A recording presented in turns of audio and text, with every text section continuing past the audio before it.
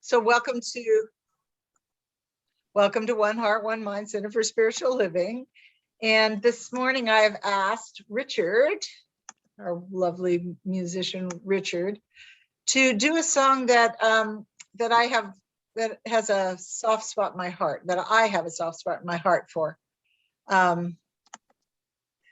It's called Weave. And as you can see, the lyrics are up there. The first is the chorus. So if you want to go ahead and mute, and Richard is going to play this for us. All right, let's see how this goes.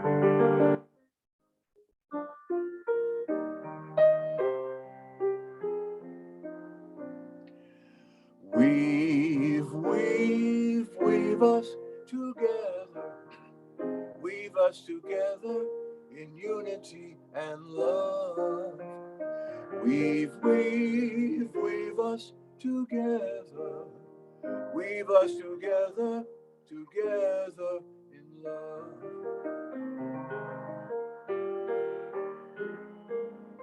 We have many textures, we are many colors, each one different from the other. But we're intertwined with one another in one great tapestry.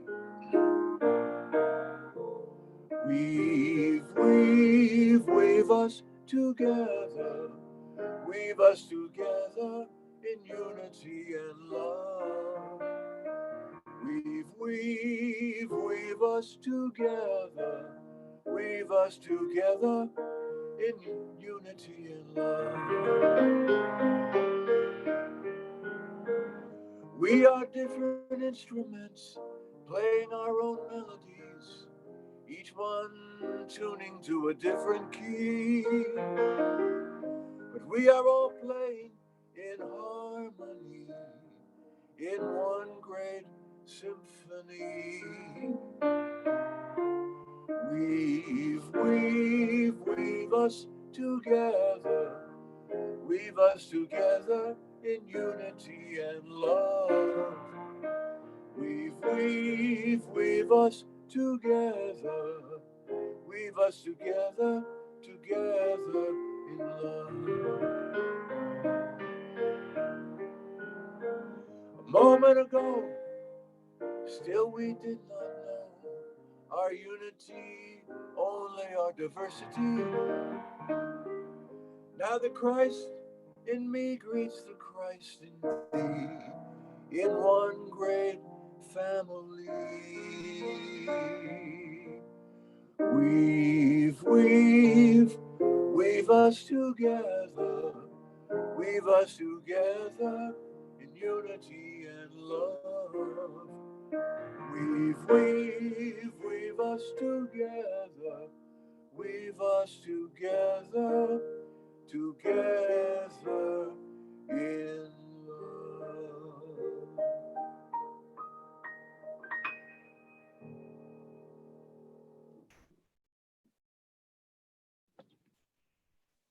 Thank you, Richard. That was fabulous.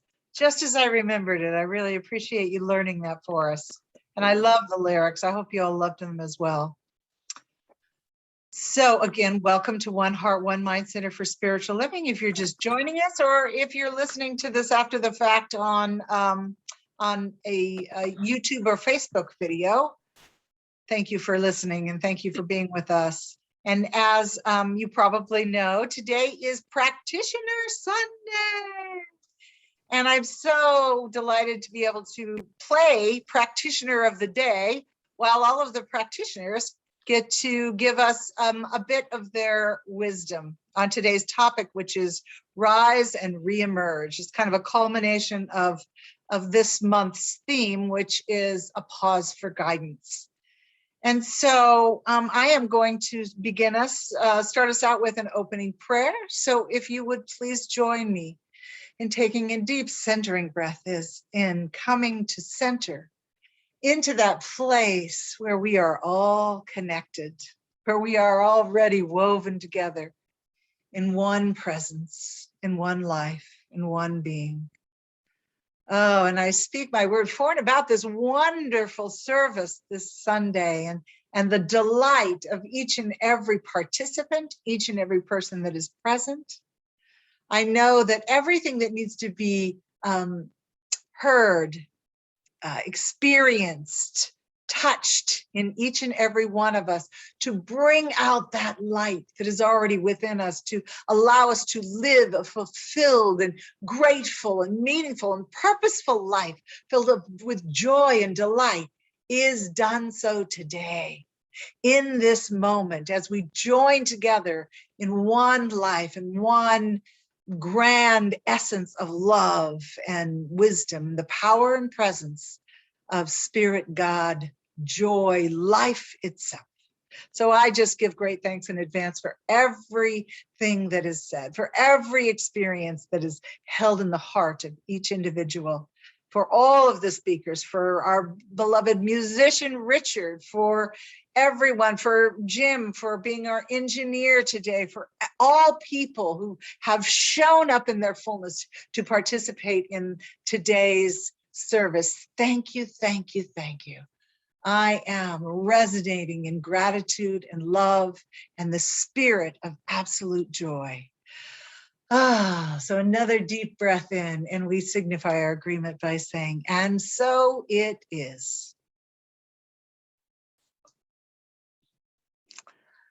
Oh, and so I picked a quote. Actually, I picked two, but one is very short. So the one that I want to start out with, let me move my screen here, is this. It's a quote from Henry David Thoreau, and I ran across it in a book that I have called Sabbath by Wayne Mueller, and which is a book filled with ideas of what we've been talking about all month: a pause for guidance, a reconnection, a going within to listen to that internal guidance.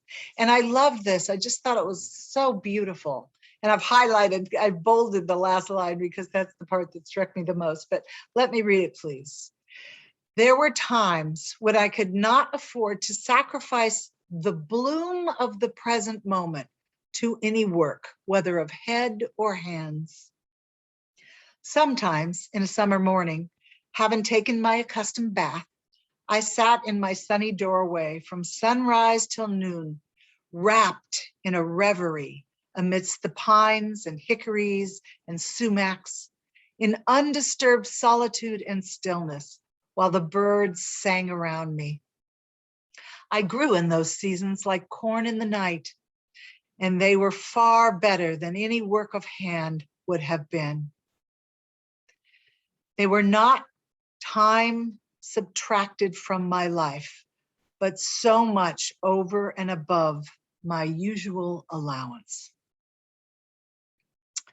And I just love that idea that these moments, this sacred time, holy time that we spend as we pause for guidance, as we come to center to rest, renew, and rejuvenate. This is not time subtracted from our life, but time that adds to the overall sustenance and substance of our life. And I just thought, what a lovely thing to say about this month's theme and kind of the coming to a head of it all. And then it wouldn't be Sunday if we didn't quote Holmes. And so I found this other quote about rising. And I'm going to say this little caveat first. He uses the word superior here. I would prefer to use the word above, but superior will work. So I'm going to go ahead and read it. And this is from The Science of Mind. It's on page 301 and 302. If we allow the world's opinion to control our thinking, then that will be our demonstration. If, on the other hand, we rise above, superior to the world, we shall create a new pattern. And what I hear here is, after we have had those moments of rest, like Thoreau pointed us to, and count them as sacred when we really connect, now is our time to rise above the circumstances, the conditions, the noise, and the cacophony of voices that we hear in our world, to create, to rise above it all and create a new pattern of love, of peace, of wholeness, and absolute joy. And so that's where I'd like to leave that today. Let's take a moment though, and just take a nice deep breath in. And just sit in this idea of moving into the silence. And from that connection, that pause, moving into the possibility of what is there to express in our human lives.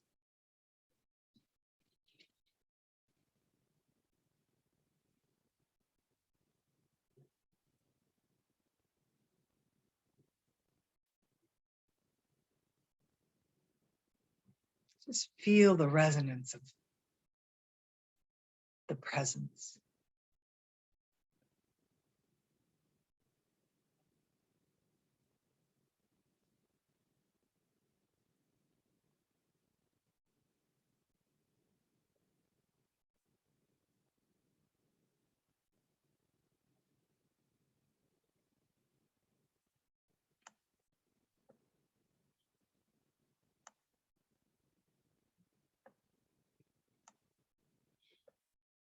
Deep breath in again. And please join me as I read August's affirmation. Please say it to yourself, say it out loud. I am still and receptive to life.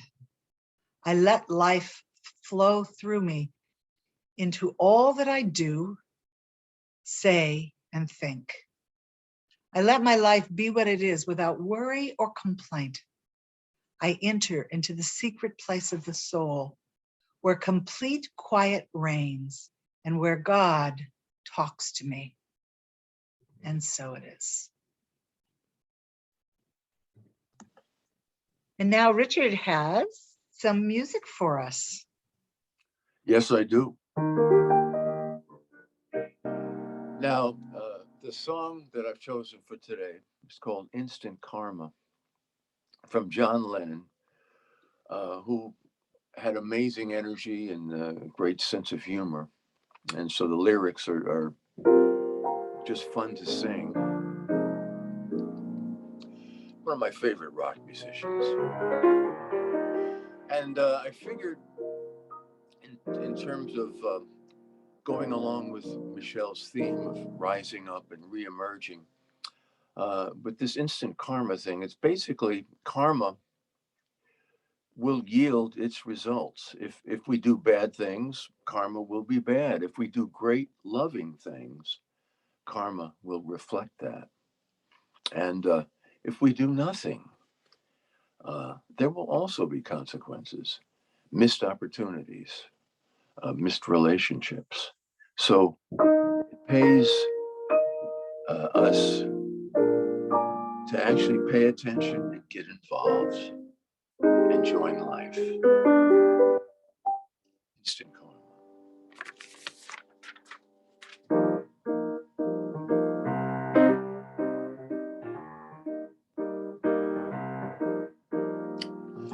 Instant karma's gonna get you, gonna knock you right in the head. You better get yourself together, soon you're gonna be dead. What in the world you thinking of? Laughing in the face of love. What on earth you trying to do? It's up to you, yeah, you.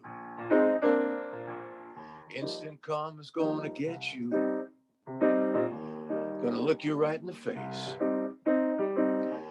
Better get yourself together, darling. Join the human race. How in the world you gonna see? Laughing at fools like me. Who in the hell you think you are? A superstar? Well, right you are. Yes, we all shine on like the moon and the stars and the sun. We We all shine on and on and on.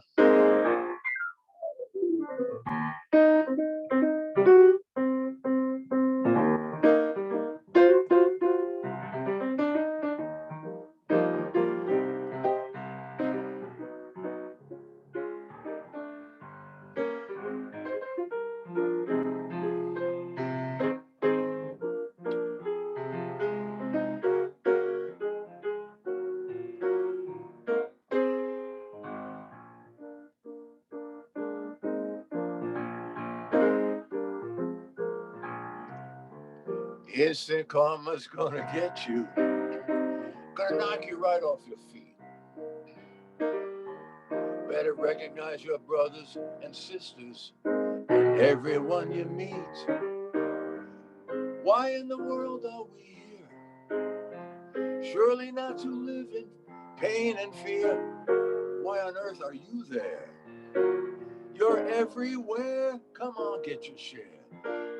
We all hang on like the moon and the stars and the sun.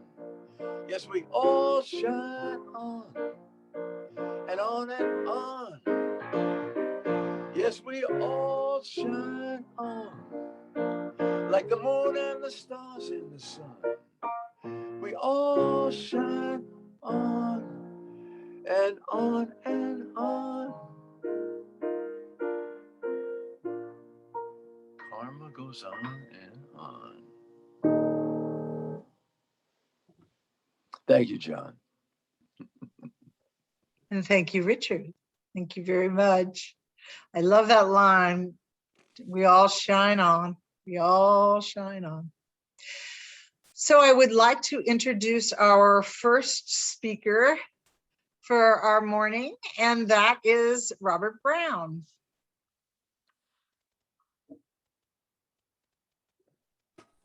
I guess I should unmute first. Good morning, everybody. So I have the unenviable task of leading off, so don't have anybody to listen to before I talk. So after a month-long focus on a pause for guidance, we're now ready to rise. This morning, 6 of your favorite practitioners are presenting their take on rising and reemerging. So from what am I rising and reemerging? Well, I'm taking the long view. I'm not looking at just the month of August, but I'm looking at my entire life. For me, the answer is simple. My past life before Science of Mind became an integral part of my life. That's what I'm rising and reemerging from. And it's a continual process. It was a life that was not without its share of happiness, but it also contained loss and struggles. As many of you know, my first wife died at age 38 after 15 years of marriage. And my second marriage, while producing 2 wonderful children of whom I am incredibly proud, was fraught with struggle and then ultimately ended in divorce. My life was also devoid of a strong spiritual component. It's that past life from which I am rising and reemerging. So let's begin with a quote from Elizabeth Kubler-Ross, who said, "The most beautiful people I've known are those who have known trials, have known struggles, have known loss, and have found their way out of the depths." The vehicle of my rising and reemerging has been the Science of Mind spiritual philosophy and the wonderful teachers, examples, fellow congregants, and friends who have shared their consciousness, wisdom, and love with me along the path.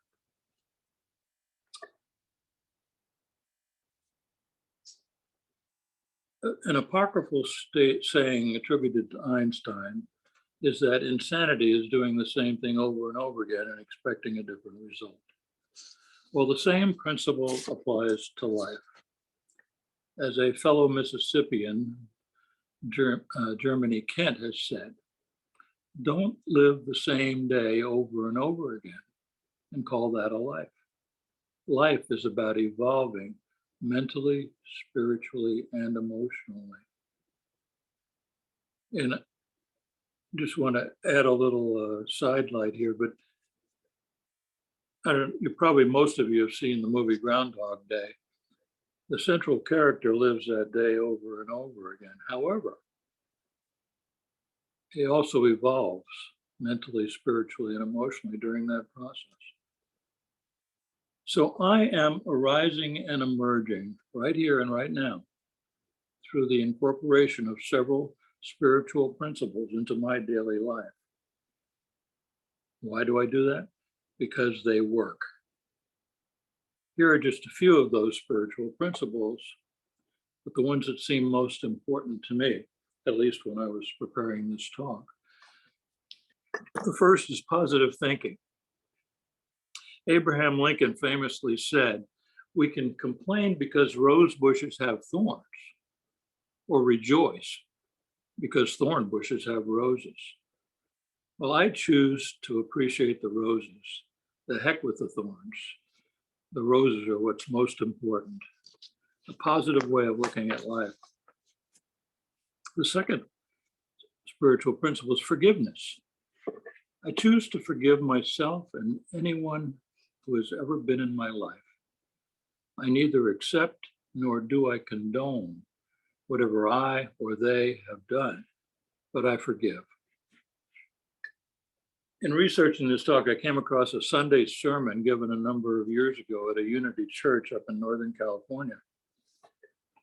It talked about, whoever the speaker was, talked about three types of forgiveness that he or she had read in a book. The first is traditional forgiveness, which goes something like this: "You're a complete jerk, but I forgive you." Second was spiritual forgiveness. "You're a complete jerk, but I forgive you because I know that not doing so blocks the flow of God through and as me. But you're still wrong and you're still a jerk." Then radical forgiveness, finally. That's the kind of forgiveness toward which I strive. Wow, maybe you're not a jerk at all. In fact, I realize that you came into my experience so that I could awaken more fully to my divinity. The third principle that I incorporate into my life is gratitude. Quoting again from Germany Kent, she says that gratitude is one of the most powerful human emotions. Once expressed, it changes attitude, brightens outlook, and broadens our perspective. I believe that wholeheartedly. I try to be thankful each and every day for all that I have. And I know with certainty that more of that good will manifest in my life. As Eckhart Tolle says, acknowledging the good that you already have in your life is the foundation for all abundance. And the fourth thing is generosity. I came across this quote from a fellow named Machona Dliwayo. He's a Canadian-based and Zimbabwe-born philosopher. "Trees generously share their fruit. Bees generously share their honey. Flowers generously share their perfume. Do likewise." What a beautiful idea. And I am constantly striving to apply generosity in my personal life, my personal relationships, as well as my relationship with One Heart, One Mind, which feeds me spiritually, and my relationship to the entire world.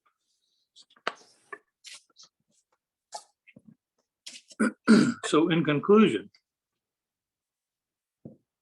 I am rising and re-emerging, guided by my favorite words from Thomas Troward, that principle is not bound by precedent.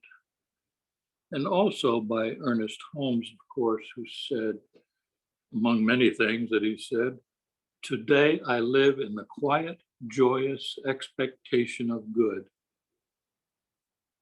Although the same principle, as well as many others, apply equally to all of us, and they're equally available to all of us. We are each individualized expressions of the divine, and will differ in our methods of rising and reemerging. However, my message to you, don't be ruled by your past.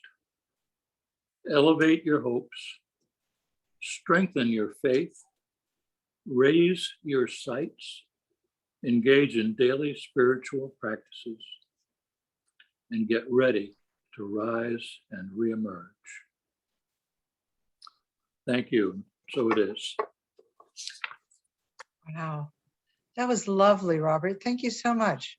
Really filled me up. And you don't need to mute because Maureen is our second speaker and she's sitting right next to you. Yes.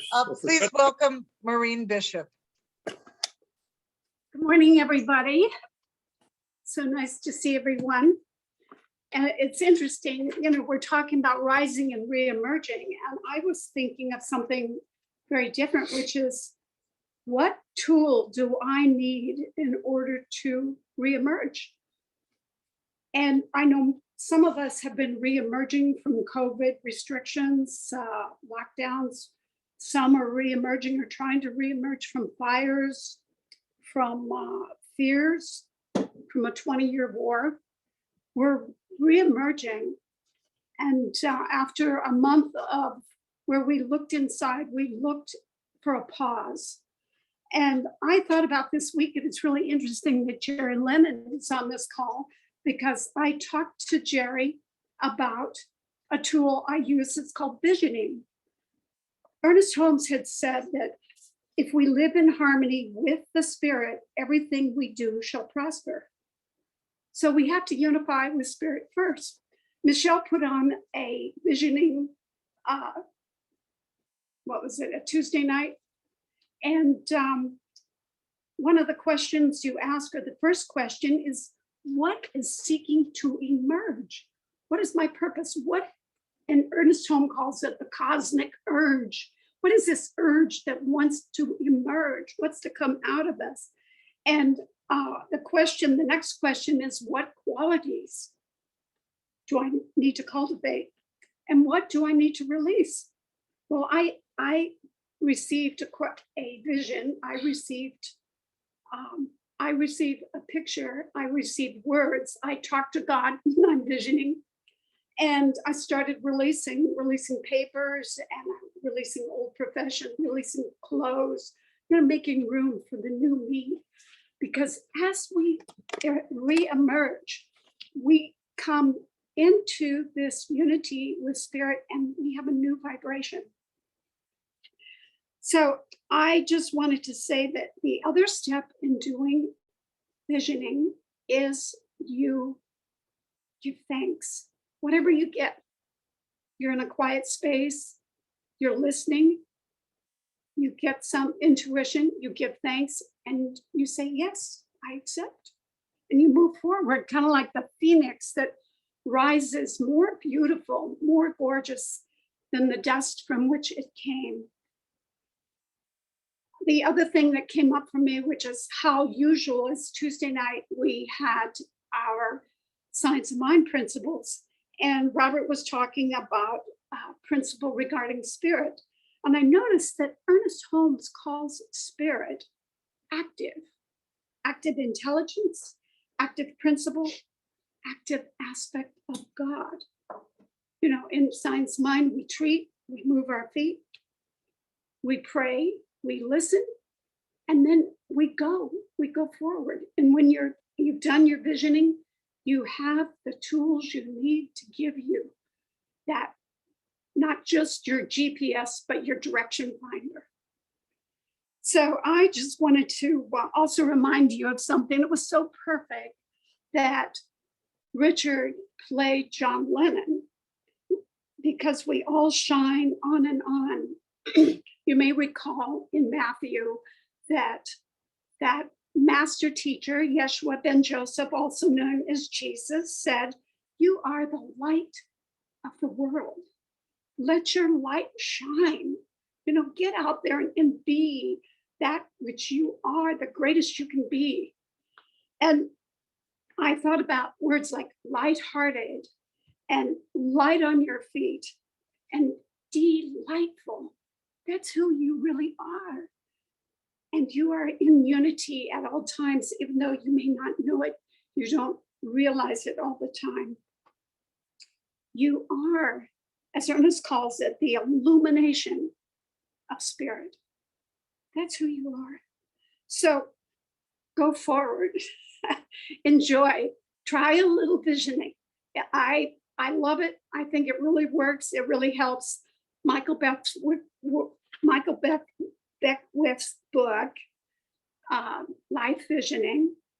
And think about that. What's trying to emerge through me?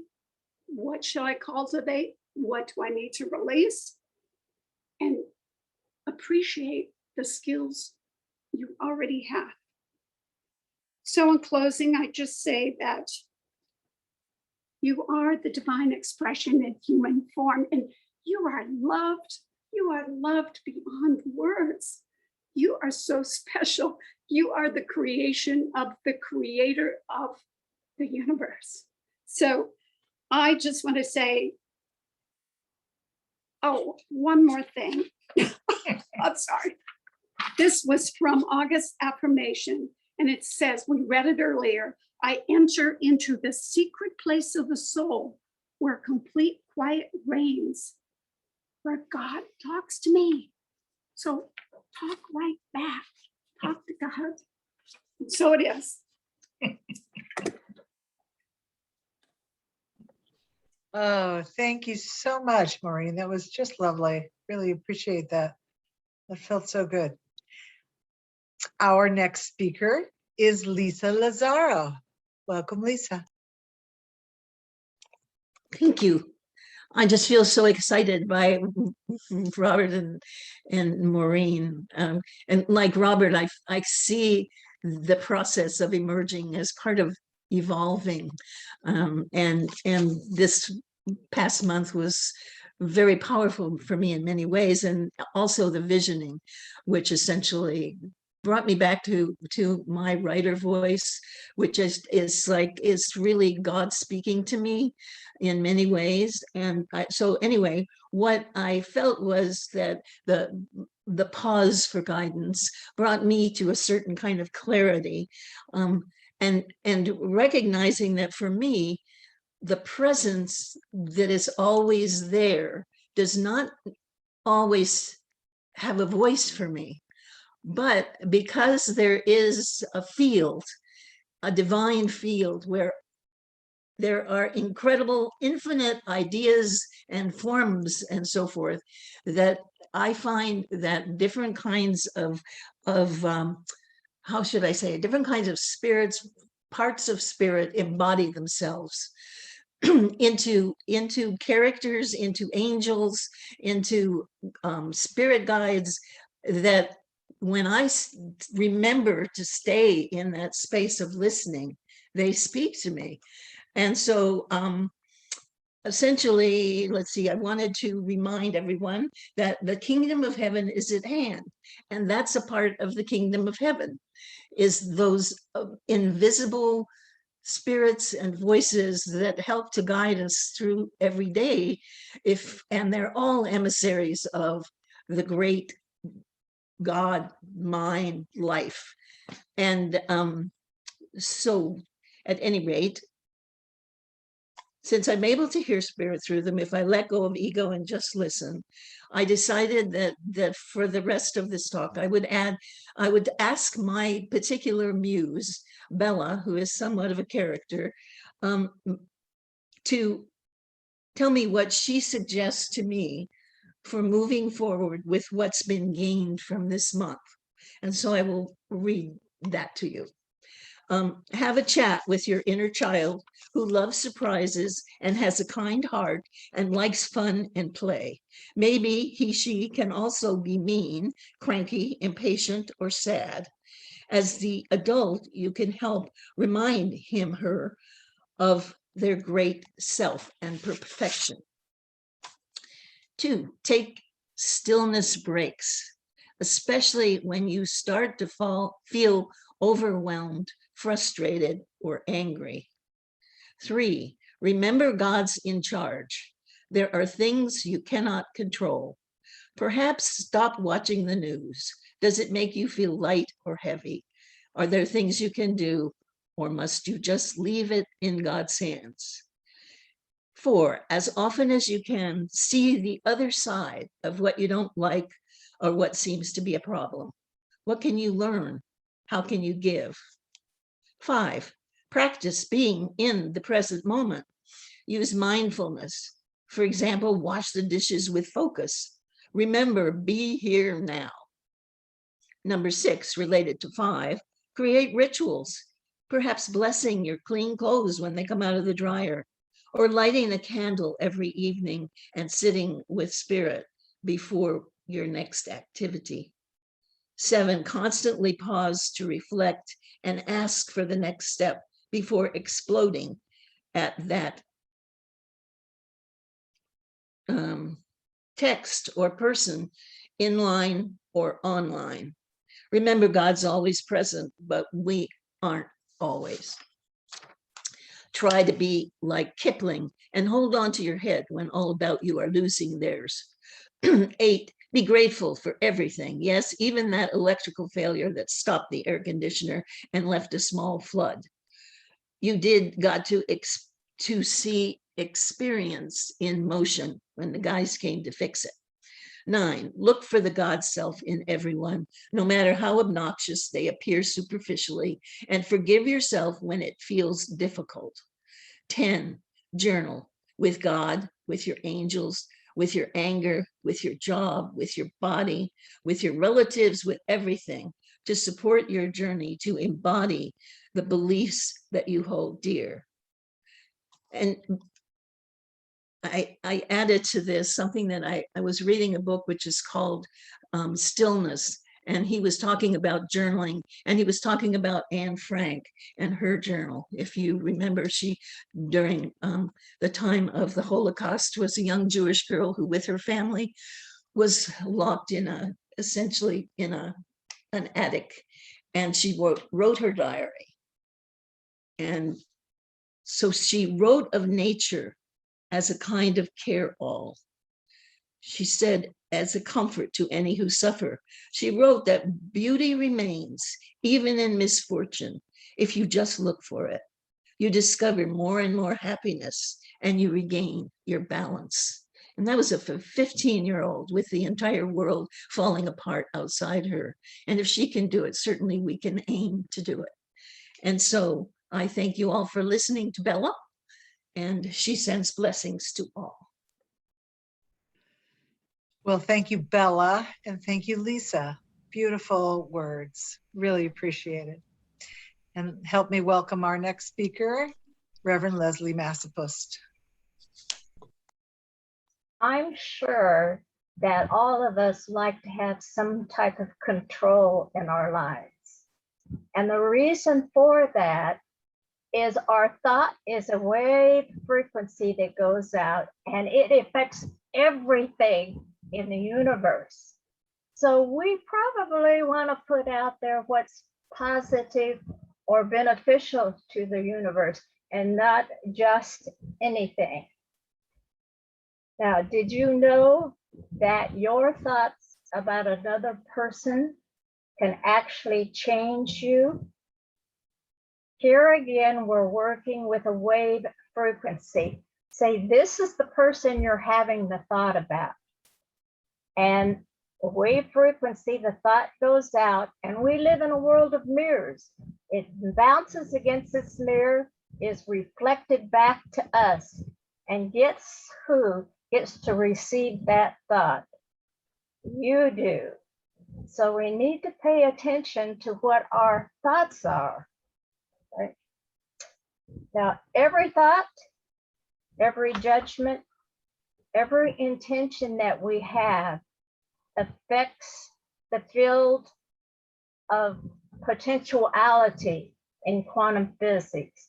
And it is a pool of unformed substance from which everything is created, okay?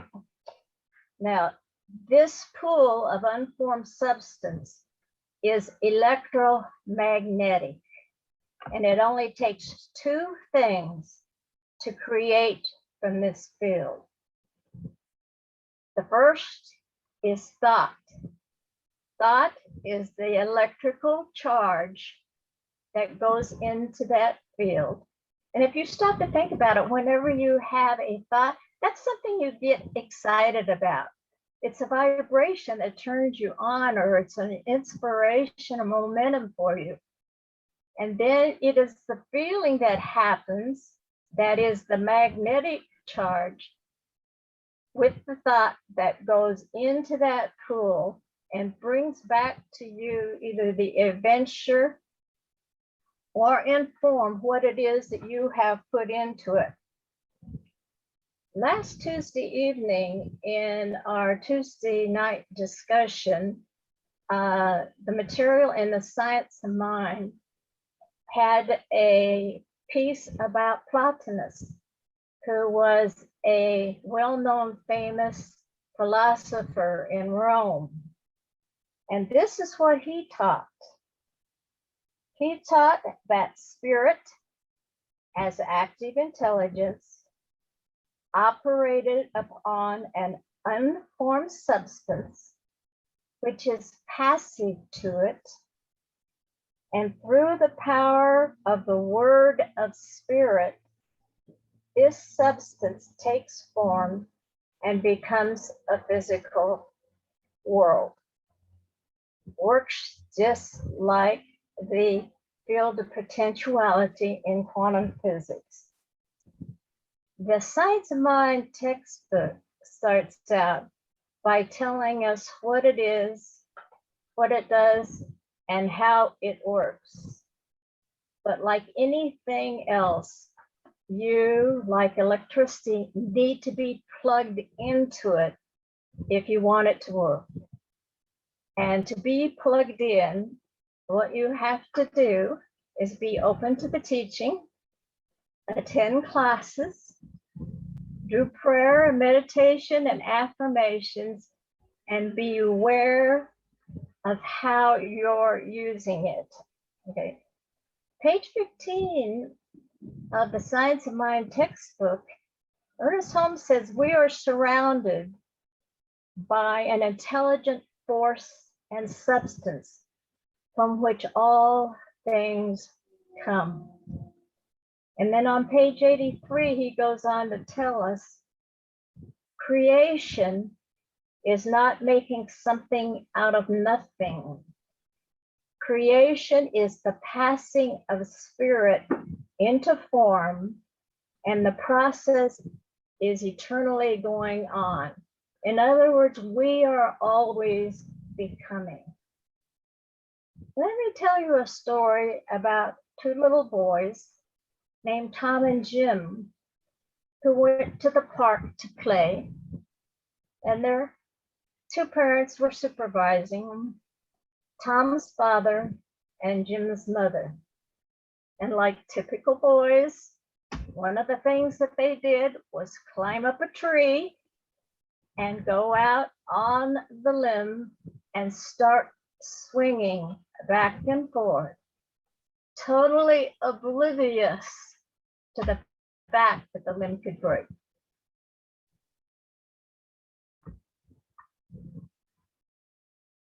All of a sudden, the parents decided to check on the boys to see what they were doing. And they looked up in the tree, and before they could even say anything, a strong gust of wind came by and started shaking the tree. Tom's father yelled up to him, "Tom, hold on tight." Jim's mother yelled up, "Jim, don't fall." Guess what happened? Jim fell out of the tree, hurting himself slightly, but Tom scampered out of the tree totally unhurt. Now, the fact that Jim had fallen out of the tree and Tom had not was a conundrum to Jim's mother. So she vocalized this. And Tom's father says, "I can tell you why that is." mind has a difficult time processing negative images. To be able to process the negative image, a person has to process the action first. And this is the way it works in our lives. Our minds are a wondrous piece of machinery, constantly working, constantly giving us adventures based on our thoughts that are pushed by the feelings that are behind it. So what we need to do is we need to be aware of how we are using our words and remember how the process works. And in doing so, rise up and become stronger, more informed, creative individuals. Use the pool of unformed substance to your advantage. And remember to celebrate your accomplishments. You'll notice I didn't say don't forget. Namaste.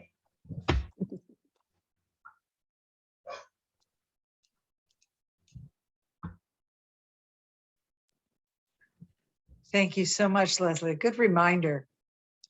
I'd never heard it put that way, that to process don't, you first have to imagine the action first. That makes total sense to me. Thank you for that bit of wisdom. I appreciate that. Please help me welcome our next speaker, who is Ralane Clark.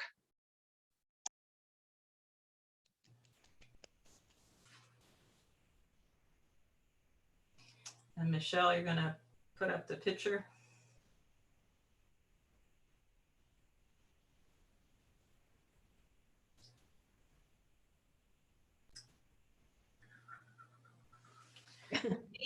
Meet Wayne, the joyful angel. This is a picture of Wayne, always doing what he does best, expressing pure joy. Wayne has long since passed away, yet his joy is within my heart always. Wayne belonged to a friend, Sandy, of ours, who needed a wheelchair to get about, and Wayne was her canine companion service dog, a golden retriever with a very loving heart and a charismatic personality. When Sandy would bring Wayne to her work each day, he brought joy and smiles, lifting everyone's spirits. You may not have heard this term before, but Wayne was quite good at nose surfing. With his nose to the floor of the carpet and his rear up in the air, he would nose surf all the way down the hallway at the work where Sandy was employed. And at the same time, he had this uncanny ability to use his little sniffer and be able to detect if there was any scraps of food that might have been left in any of the offices, or possibly, if he was really lucky, a half-eaten donut or a tasty treat on a desk. From the picture of Wayne, you might rightly guess that he loved to swim, especially in swimming pools. When Sandy would go visiting, Wayne, although usually a very good canine companion, was unable to resist and would always dive into a swimming pool, even a stranger's. Wayne seemed to not hear Sandy yelling at him to get out of the pool, but inside, I think she was smiling with her heart, watching as Wayne was swimming with joyful frolics and complete bliss. Wayne actually came to our engagement and wedding. He was actually well behaved for a wedding. I think he realized the specialness of the occasion. But on our engagement party, Wayne arrived full of excitement.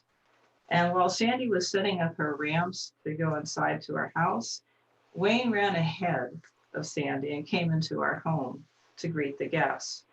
Out of the corner of his eye, he saw the food table where the guests were lingering. With a quick diversion, Wayne zigzagged over to the food table, and in a blink of an eye, he was able to lick every sausage link off the plate. Jim and I were very impressed. Jim and I were very impressed with this. Then he was able to quickly dash outside, join Sandy at her side, and be that very good canine companion dog that he was. We, Jim and I, including Wayne, never talked of the missing plate of sausage. Sandy also worked at a hospital, and we would go visit her with our son, who was about 4 years old then. And Wayne would lead us all down the hospital corridors with Sandy following in her motorized wheelchair. And our son would be smiling and riding on the chair, laughing at Wayne as he wiggled his hips from side to side, wagging his tail and greeting every patient and worker, families and hospital staff. Wayne's joy was wonderfully contagious. Our son would visit Sandy's house whenever we needed a babysitter, and there was always joyful pandemonium when we arrived and rang the doorbell. Wayne was the best babysitter ever, our son would say. Once Sandy went on a cruise with Wayne, and you know how many people are on a cruise ship? Well, according to Sandy, everyone on the cruise ship, including the captain, knew Wayne's name, and all had a joyful smile on their face after knowing him. I'm sure he found many places to nose surf and find delicious treats on the cruise ship, and especially if he was especially fortunate, I bet he was able to get a dip in a pool.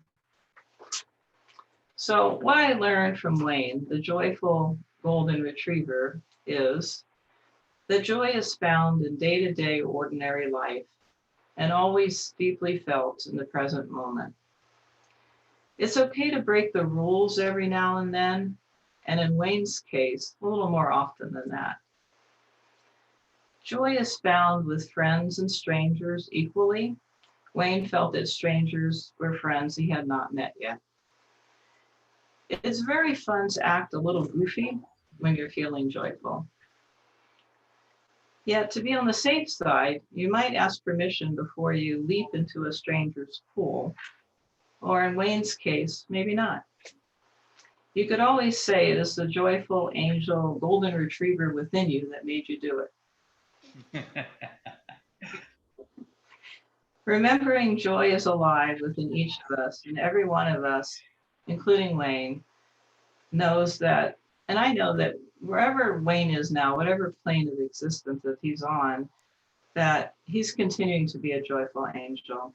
You know, he really had that job down, better than doing all the tasks of a canine companion service dog, actually. You know, he was a little lax with working all the time, and he believed to take pause to be happy. According to Wayne, joy takes precedent, and I'm most grateful for Wayne and sharing with all of you what he felt life was all about, pure joy. And so it is. Oh, I want to be Wayne. Thank you so much. That was just delightful. I love it. Love a good story. Thank you so much. And please help me and join me in welcoming our very last speaker, Rob McGregor. Welcome, Rob. Thank you. I think, there we go. All right. This is my version of how to rise and reemerge. Every talk I've ever given in Science of Mind has involved this diagram. And I've only got 5 minutes, so I got to get it out of the way. Terry Cole Whitaker introduced me to this thing, and it was the coolest thing I had ever seen because it explained how my life worked, but at the same time, it explained how the entire universe worked. Like, how cool is that? So up at the top is your conscious mind, and conscious mind does what conscious mind does. It thinks thoughts. Said thoughts descend into the realm of subjective mind, where they're converted into life developments, but only when they're good and ready. And also, when you least expect it, they end up in the physical universe as one of your experiences. So let's flowchart this baby. Now, so everything starts out as a thought that you have. And there's a long or short time delay. Now, if you're a geek like me, you might appreciate that the time delay is equal to a random time span divided by your level of spirituality. Now, if you're operating at the Jesus level, the time delay is 0, which means it's an instant manifestation. If you're not operating at the Jesus level, then you got to put up with a time delay. So the next question you might ask is, will the thought manifest? That's either a yes or a no. If it's no, that implies that the thought will never manifest. Well, you don't have to worry about this branch because it never happens, ever. All thoughts manifest. Manifesting is basically all thoughts know how to do. So we could get rid of that question and replace it with, has the thought manifested yet? And you think not? Well, has the thought manifested and you just didn't notice? People, this happens all the time. 99% of what happens to you in life is you won't be able to track it back to the thought or thoughts that produced it.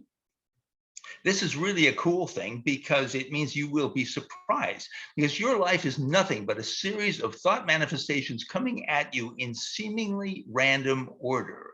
And this is the reason your life is interesting. This mechanism is ingenious. It is your own personal home entertainment system.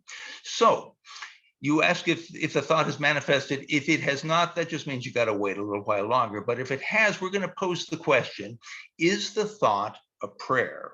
A lot of people like to say all thoughts are prayers. I don't get along with that myself. Personally, I believe that a prayer is a thought that you deliberately have in an effort to improve your or someone else's situation. You see, all thoughts manifest, but prayers add an additional layer. They generally start with a condition that is the incentive for your prayer, which you have in an effort to improve the situation. So if you say that the thought is a prayer, then the next question, because we've already decided that it has manifested, has the desired outcome of the prayer been reached? If it has, well, you're done. But if it hasn't, we're going to enter into a realm that I never hear anybody talk about. It's an area that I call prayer misfires. Prayer misfires occur when subjective mind processes your prayer at the same time it processes some other random thought that you might have had, thoughts that you may or may not be too proud of. An example might be, say you have a prayer for enough financial resources to, say, move to La Jolla. And at the same time, subjective mind works on that. It works on your thought that your annoying neighbor across the street always seems to get all the breaks. Next thing you know, your annoying neighbor across the street has won the lottery, and he's not even across the street anymore because he just bought a giant house in La Jolla. Now that was your manifestation, but you may well have missed it. Now I have to admit that your level of spirituality, if it's high enough, it will reduce the number of misfires you have, but nobody is immune. You pray for money and what you get is a 20% off coupon at Bed Bath and Beyond. So what do you do if you have a prayer misfire? You pray again and again and again and again. What you're saying to subjective mind is, hey, you think you're funny? I got all week. I got all year. I'm going to wear you down. You will get what you want. And I'm done.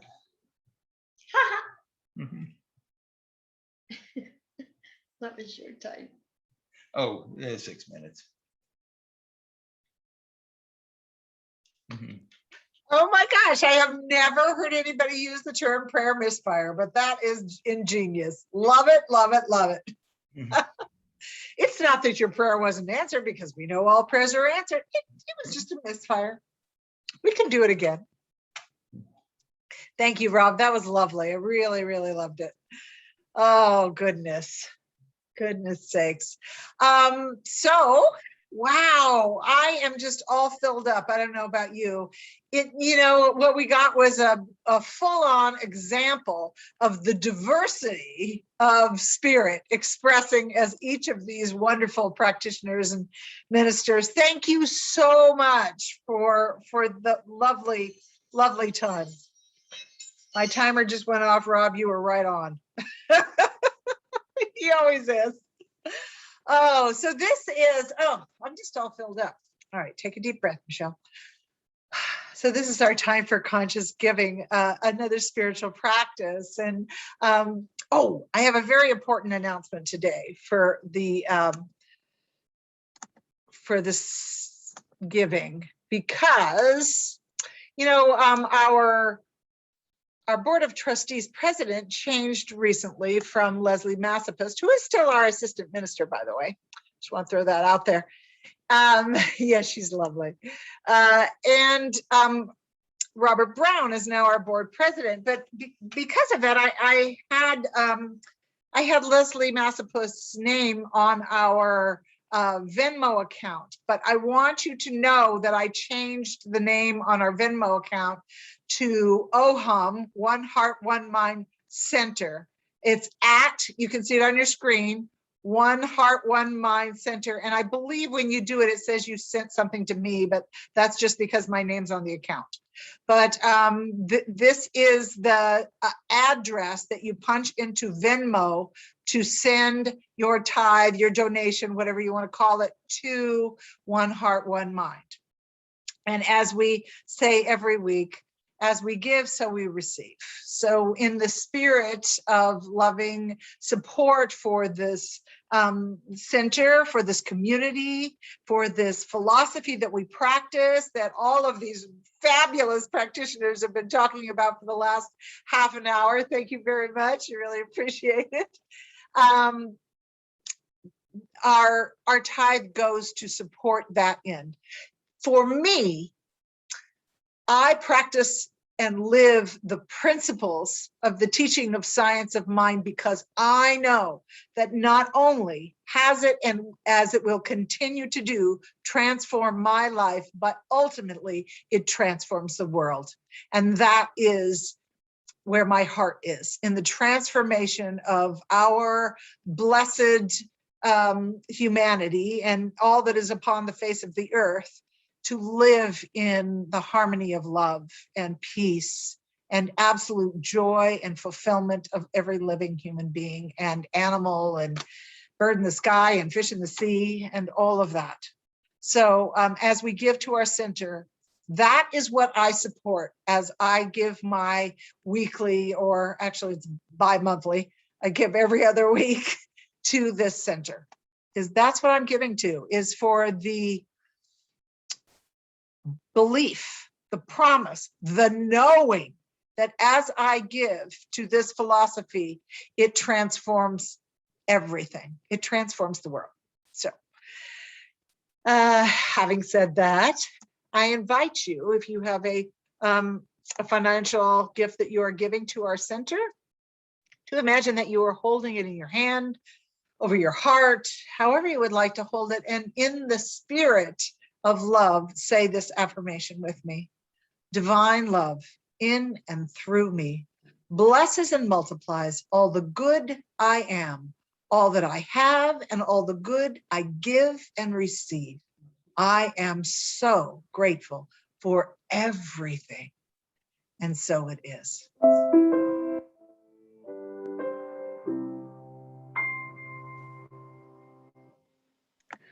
So let's see. Do we do the benediction first and then? Yes, we do. But do we want to do any announcements? I don't know that. Well, we do have announcements. I'll do the announcements since I'm playing that role. What's that? You want to do them, Yvonne? Yeah. Go for it, Yvonne. I was told by well, never mind. All right. We have a couple of announcements. First one is for Monday evening from 6 to about 6:20. We have a prayer group that meets on Zoom, and we silently pray together for One Heart, One Mind. And it's a very uplifting experience. The more people that pray together, the more oomph it has. And then on Tuesday from 6 to 7 p.m. on Zoom, we have our spiritual inoculation meeting, and it's going to be facilitated by Maurene Bishop this time.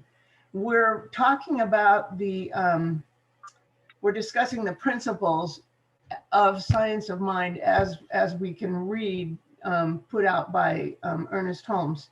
And we're on our last evening of that. And it's really fun to read and talk and learn about all of them and how they relate to your daily life.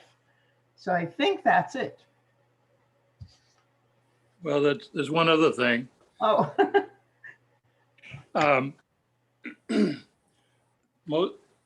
Most of you probably don't really pay attention to the fact that we have a corporation, a 501c3 corporation for that, which is why you can deduct your donations on your tax returns. Well, we've been trying to put a donate button on Facebook, and we ran into a problem because the official name of the organization with the state is One Heart, One Mind Center of Religious Science. And our name is actually One Heart, One Mind Center for Spiritual Living. So we had to change that. So I prepared the paperwork and I signed it as the president, and Jean Perkle signed it as the secretary. We sent it off to the state with a check. And it came back to us saying it has to have a statement that the name change has been approved by the members of the corporation, which are the congregation. So I'm going to ask each of you to raise your hand and approve the name change from the old name to One Heart, One Mind Center for Spiritual Living. And then I can honestly report to the state that the name change has been approved by the membership. Thank you. Do we have to make a motion and second it? No. And I'm going to be teaching a class coming up, but Michelle, I'd like to move it to a week from Tuesday and do it Tuesday nights, unless you have other people doing a class on Tuesday. I don't. Leslie is going to do a class, but she's not going to do it until mid-September, so maybe she can do it right after you. Yeah, that's great. Okay, wonderful. Thank you, Leslie. Art of Abundance by Dennis Merritt Jones, and it'll be approximately 5 weeks. Wonderful. Thanks. Looking forward to it. Thank you. All right, anything else, Yvonne? All right. I'm muting and unmuting there. All right, so then I am going to be your benedictor today. I'm going to do the closing prayer. So if you would please join me by taking a nice deep centering breath in. I am just resonating in deep connection with each and every person that is on this call, and each and every person that is a part of our spiritual community that expanded, that has ever been a part of our community, that will ever be a part of our community, that we are one community, one life, one connection. And I live and move and resonate in that frequency right here and right now. And I just give great thanks for all of these wonderful, I mean, not a dog in the show, I got to tell you. Everything was just so wonderful and perfect. It was just delightful. I just am so grateful for the wisdom and the enthusiasm and the joy and the love and all of the, just the juicy goodness that was shared here today. Thank you, each and every one. Thank you, God, for this wonderful community and this wonderful philosophy and these wonderful spiritual truths that are true infinitely. And I am just so grateful for each and every one. I'm grateful for Richard and the music. I'm grateful for Yvonne and the announcements. I'm grateful to technology and Zoom. I'm grateful to everyone that is on this call. I'm grateful for the power of prayer. I am grateful for the power of life. I am grateful. And relaxing in that. I just say, and I ask you to join me. And so it is. So it is. Oh, and we're going to close traditionally today by singing the peace song. So Richard. Yeah, but I'll we're put the going to do it lyrics up, although we could probably without sing the them in our piano. sleep. Okay. What's that? Go ahead. We're going to do it without the piano. See how that comes through. Okay, everybody. Let there be peace on earth, and let it begin with me. Let there be peace on earth, the peace that was meant to be. With love as a power, united all are we. Let us walk with each other in perfect harmony. Let peace begin with me. Let this be the moment now. With every step I take, let this be my joyous vow. To take each moment and live each moment in peace eternally. Let there be peace on earth, and it has begun with me.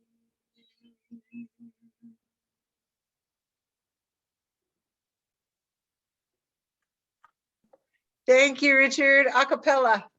I How have did to it come through? apologize Did for it the come through lyrics. better? Did it come I through couldn't better? find the lyrics in anything I had, and so I looked them up online, and I thought I had changed them to what we sing, but clearly I did not. But that's okay. Oh, thank you so much. I like that. So does anyone have any comments about the wonderful service we had today or anything